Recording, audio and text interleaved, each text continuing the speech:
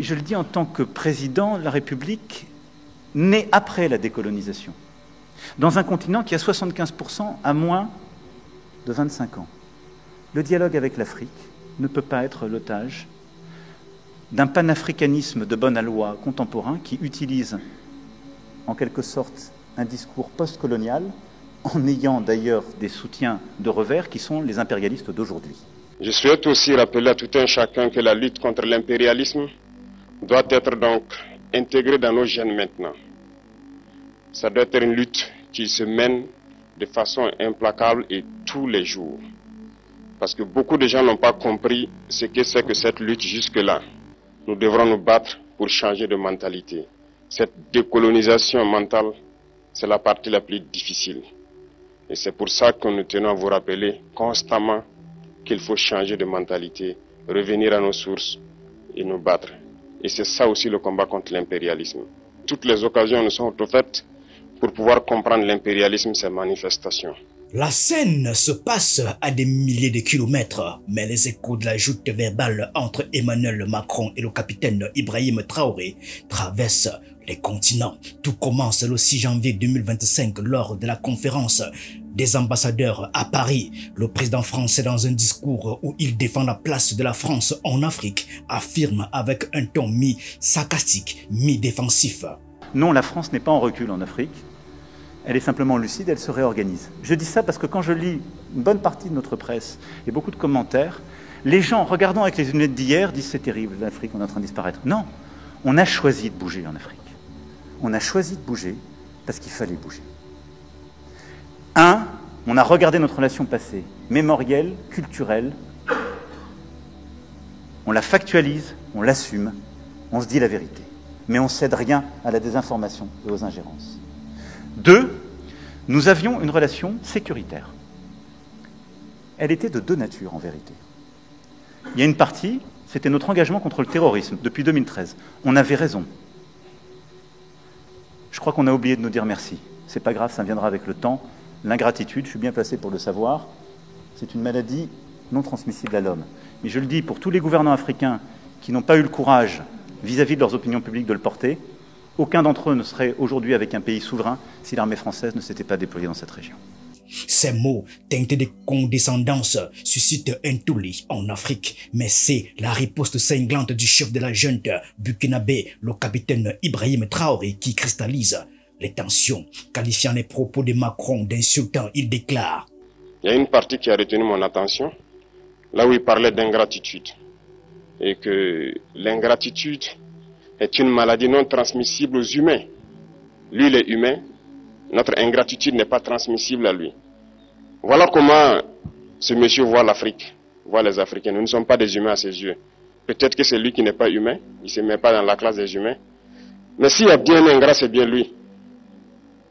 Je pense que s'il n'est pas athée et qu'il prie, à chaque matin qu'il se réveille et qu'il prie, il devrait aussi prier les Africains.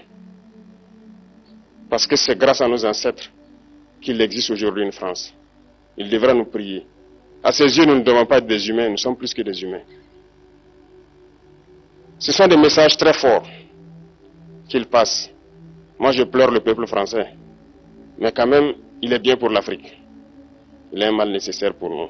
Le capitaine Ibrahim Traoré ne mâche pas ses mots. Pour lui, Emmanuel Macron ne voit pas les Africains comme des partenaires égaux, mais comme des sujets à gratifier de la présence française.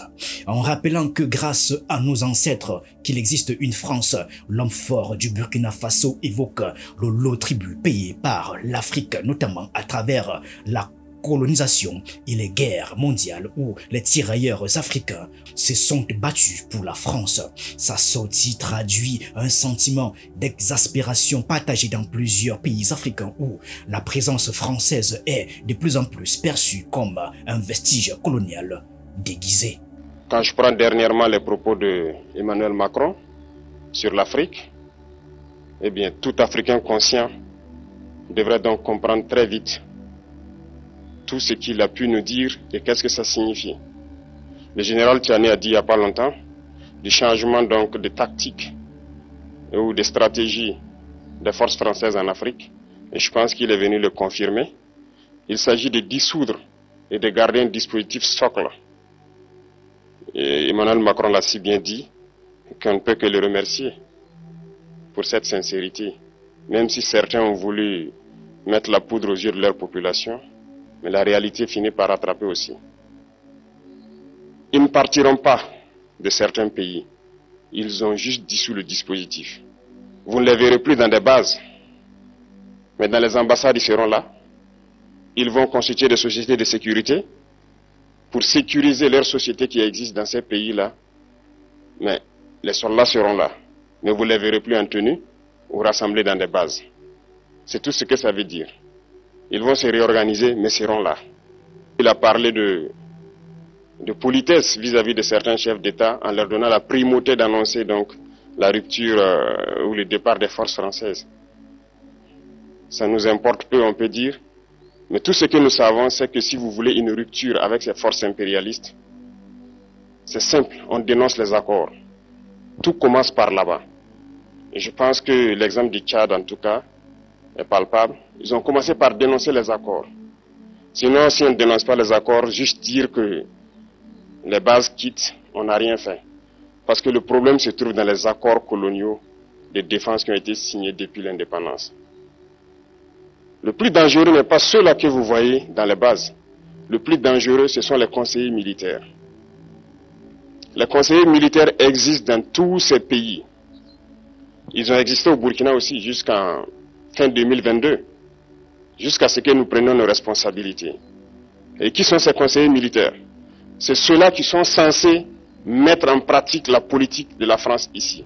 Ils doivent travailler à rendre nos armées très faibles pour que la France puisse toujours avoir l'argument d'exister ici. Sous Blaise Compaoré, ils avaient réussi. Nos sentinelles prenaient donc la garde avec des bâtons. C'est ça que la France veut de nos armées. Lorsque nous arrivons à cette étape, nous n'avons pas le choix que de vouloir qu'ils viennent s'installer. Mais l'armée burkinabé a réussi à un moment donné à se débarrasser des conseillers militaires. Au-delà de l'émotion, cette déclaration est une stratégie. Elle marque la volonté d'un homme de s'inscrire dans un discours panafricaniste prônant la souveraineté et la rupture avec l'influence occidentale. Le chef d'État burkinabé ne s'est pas contenté de répondre sur le ton de l'indignation. Il a articulé une critique profonde des relations entre la France et l'Afrique et surtout de leur socle juridique et institutionnel. Pour lui, la clé de l'émancipation africaine ne se trouve pas dans des discours enflammés ou des symboles, mais dans une rupture concrète avec les accords qui cimentent la domination française. Il faut rompre les accords. C'est la seule façon d'avoir une armée indépendante et se construire, être fort. Mais beaucoup de gens ne le comprennent pas peut-être.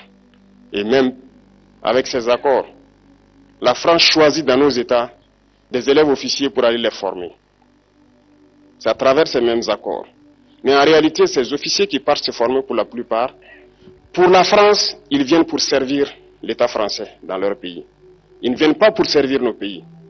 Ils les forment pour qu'ils viennent servir les intérêts de l'État français. J'en veux pour preuve. Lorsque nous nous sommes révoltés, beaucoup d'officiers au Burkina qui ont été formés en France ont été immédiatement contactés pour leur dire que c'est le moment de se mettre en action parce que vous avez été formés pour ça, pour servir les intérêts de la France. La plupart de ces officiers nous ont rendu compte, nous avons pris acte et nous continuons de suivre. Lorsque un officier formé en France arrive dans son pays et par malheur meurt soit par accident ou bien sur le champ de bataille, en France, il y a une nuit d'hommage aux morts dans l'armée, comme partout ailleurs. À la nuit d'hommage aux morts, on cite le nom de l'officier en question et on dit « mort pour la France ». Il ne le forme pas pour servir son pays, il le forme pour servir leur État. Et dans beaucoup d'États africains, il y en a plein de ces officiers. Combien sont patriotes, Dieu le sait. C'est une leçon que Emmanuel Macron a donnée encore aux chefs d'État africains, de se rattraper et de pouvoir vraiment mener cette lutte contre l'impérialisme. Ce plaidoyer pour une rupture va au-delà du simple rejet de la France.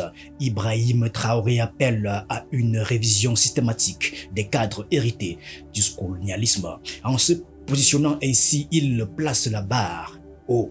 Il ne s'agit pas seulement de critiquer, mais de réinventer les bases des relations internationales africaines en s'inspirant des aspirations populaires à l'indépendance réelle. Dans son ton et sa vision, il s'inscrit dans la continuité de Thomas Sankara, figure légendaire du panafricanisme et ancien président du Burkina Faso. Sankara, durant son mandat entre 1983 et 1987, avait dénoncé avec vigueur le néocolonialisme français, refusant de rembourser la dette qu'il qualifiait de dette coloniale. Ibrahim Traoré, en invoquant la mémoire des ancêtres africains ayant contribué à la prospérité française, reprend l'idée de Sankara selon laquelle l'Afrique a été le socle sur lequel l'Occident a bâti sa richesse. Tout comme Sankara, Traoré appelle à une souveraineté pleine. Thomas Sankara disait que l'esclave qui n'est pas capable d'assumer sa révolte ne mérite pas que l'on s'apitoie sur son sort. Cet esclave répondra seul de son malheur s'il se fait les illusions sur la condescendance suspecte d'un maître qui prétend l'affranchir. Seule la lutte libère. Et je m'en vais vous dire que si pour se libérer, un esclave se fait des illusions sur la puissance d'une puissance que son maître lui a imposée pour le maintenir dans les ténèbres, il se fout le doigt dans l'œil. Il restera à jamais aveugle dans les ténèbres et ne verra jamais le jour. C'est un message à toute l'Afrique. Et le Burkina Faso est solidaire et soutient tous les peuples d'Afrique qui souffrent le martyre. Mais nous voulons aussi dire qu'il est temps que les Africains arrêtent de s'apitoyer sur leur sort, de se morfondre, de se lamenter. Il faut lutter. Ça ne viendra pas du ciel tout seul. Il faut lutter et Dieu va vous aider. Et le Burkina Faso est prêt à aider tous les peuples qui vont mener cette lutte. En s'attaquant directement à Emmanuel Macron, la position du président burkinabé éclaire ici une dimension du discours français souvent critiqué en Afrique. Le paternalisme, le ton de Macron réclamant un merci a été perçu comme une preuve de mépris pour la souveraineté et la dignité des peuples africains. Pour Ibrahim Traoré, cette attitude traduit une vision archaïque des relations internationales où la France continue de se percevoir comme une puissance tutélaire au-dessus des nations africaines. À travers sa critique, le capitaine burkinabé invite les Africains à ne plus se positionner comme des subalternes cherchant l'approbation de l'Occident, mais comme des partenaires souverains. Ceux qui veulent se réveiller, se réveillent. Ceux qui ne veulent pas se réveiller, comme on le dit, on ne peut pas réveiller quelqu'un qui ne dort pas. Les Africains doivent se réveiller. Nous devons travailler à être indépendants, à faire au moins ce que nos peuples connaissent le bonheur. Et la lutte contre l'impérialisme, c'est ça. Il faut décoloniser les mentalités, prendre en compte toutes ces données-là, parce que le monde nous donne tellement d'exemples à voir. Pour eux, il n'y a pas de morale. Ils peuvent vous désigner aujourd'hui terroriste, mais demain, vous êtes un héros, par leur simple bouche. Ils décident de ce qu'ils font. Ils parlent de démocratie, mais ils se font eux-mêmes des coups d'État constitutionnels entre eux. Ils parlent des droits de l'homme, mais ils déciment des populations ailleurs. L'Africain doit se réveiller, l'Afrique doit se réveiller. Et le combat contre l'impérialisme est permanent. Et je vous invite à incorporer ce combat, à travailler en sorte que nous soyons réellement indépendants, que nous soyons autosuffisants et que nous puissions nous développer, connaître le bonheur, ce à quoi notre peuple aspire. Le discours de Ibrahim Traoré ne se limite pas au Burkina Faso. Il reflète un sentiment partagé par une grande partie de la jeunesse africaine, lassée des ingérences extérieures et désireuse d'un renouveau politique et économique. Tout comme Sankara, il incarne l'espoir d'un panafricanisme actif basé sur des actes concrets et non des slogans.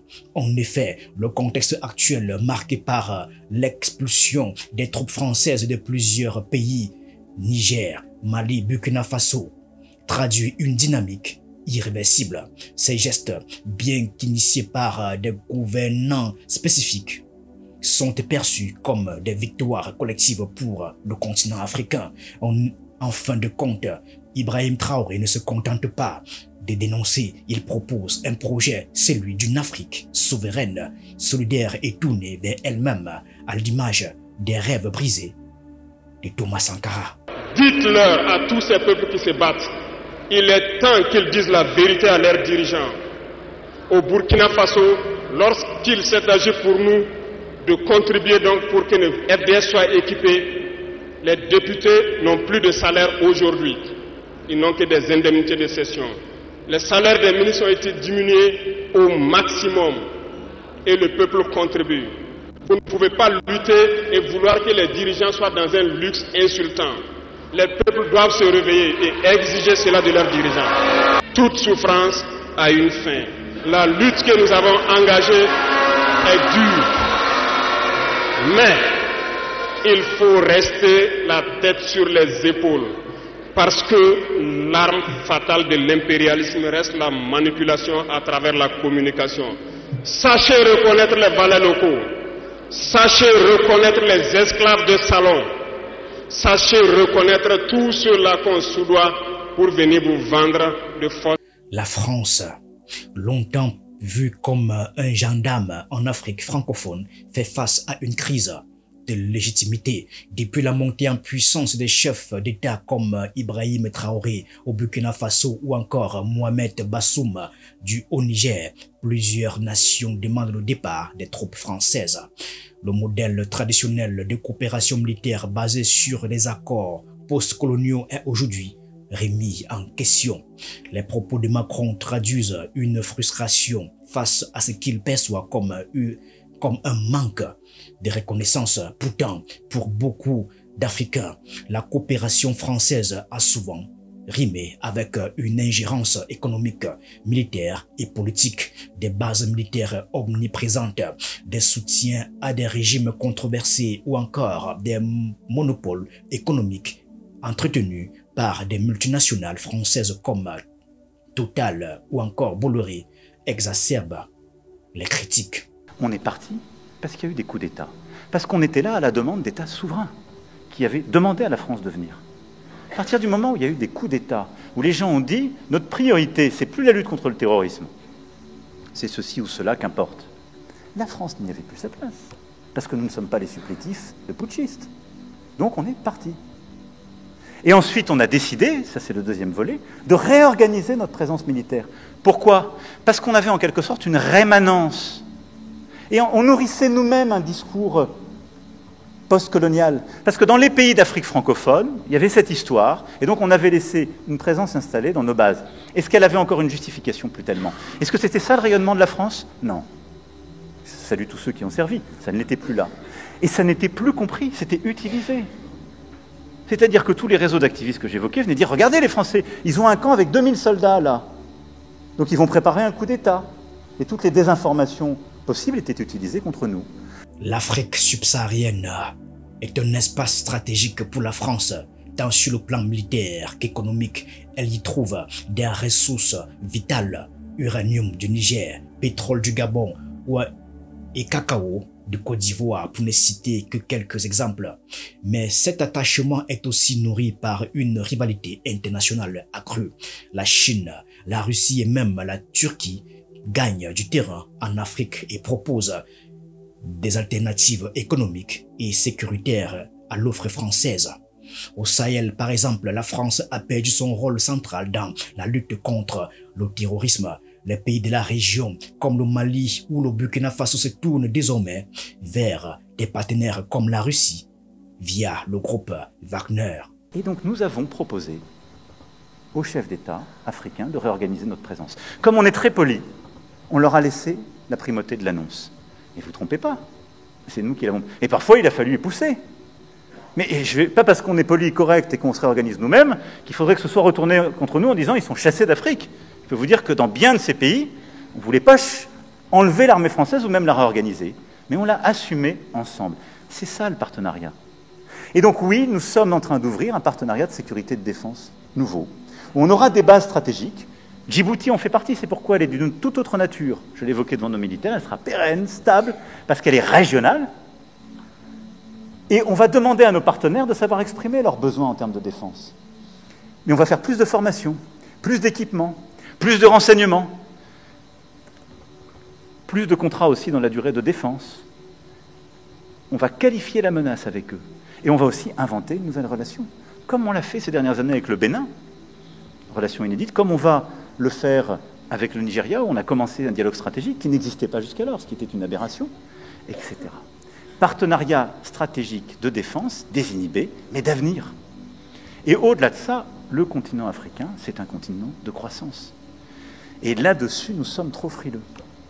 Je le dis aussi parce que quand je lis toujours la presse, les lunettes françaises sont obsédées par l'Afrique francophone. Il faut regarder l'Afrique francophone avec fierté, on y a des intérêts, on y a des amitiés chères chez les dirigeants, dans la société civile et ailleurs.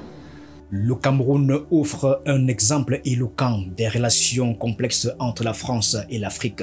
Bien que Paul Biya, au pouvoir depuis 1982, ait maintenant des liens étroits avec Paris, des voix critiques émergent au sein de la société civile pour dénoncer la perpétuation du franc CFA, la présence économique française dominante et l'absence d'un réel transfert de souveraineté. Comme au Burkina Faso, une partie de la population camerounaise aspire à une rupture avec les accords de coopération jugés déséquilibrés. Cependant, contrairement au Burkina Faso, le Cameroun reste plus prudent dans ses relations avec Paris, préférant un équilibre entre partenariat historique et nouvelles alliances, notamment avec la Chine. Nous avons, ces dernières années, profondément changé ce logiciel. C'est-à-dire que la France regarde son passé dans sa complétude, elle a nommé les choses et elle cherche à avoir une approche scientifique, historiographique, à la fois décomplexée et dépassionnée, et nous le ferons encore avec le Cameroun, avec la comité d'historiens que nous avons installé. Et j'assume totalement cette politique, elle est bonne.